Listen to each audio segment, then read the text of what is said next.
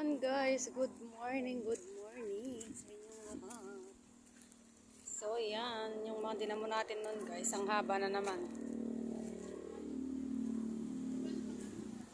Yan.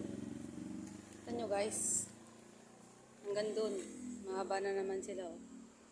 So, hindi mo natin lilinisin ngayon guys kasi Sunday ngayon at magpapahinga din ako guys. So yan. Saka na lang natin muna linisin dito guys.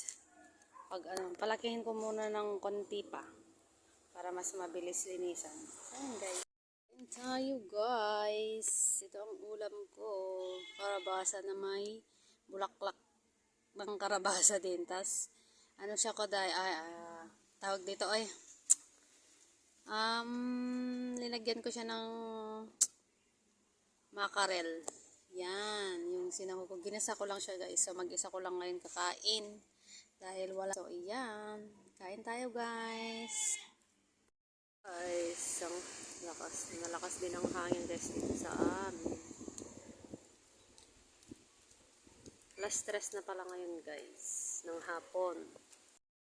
Guys, kalabasa na. Wala na. Natalo na yung kamuti ko.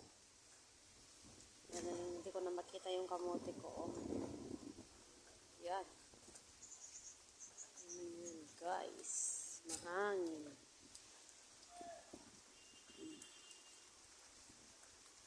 Mahangin siya, guys. Pero konti lang yung ulan, guys. Mahangin siya. Yan na, umulan na. Guys, mahangin. So, ayan, guys. 3:06 ng hapon. Ito. Naririnig niyo ba yung hangin guys? Hindi malakas-lakas siya. Yan.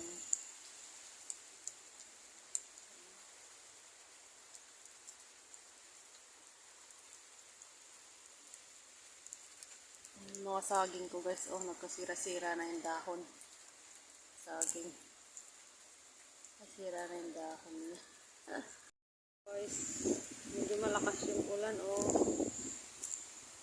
Tatanggalin ko sana yung sanga ng malunggay dyan, guys, oh, kaso ano, umuulan. Naano kasi yung wire ng kuryente, baka maano. Yun, oh, dyan sa may malunggay. Tanggalin ko rin sana yung sanga na nakaharang sa may wire. Ay! Kuryente. Nagulat ako sa aso. Kung tatanggalin yung ano, sanga.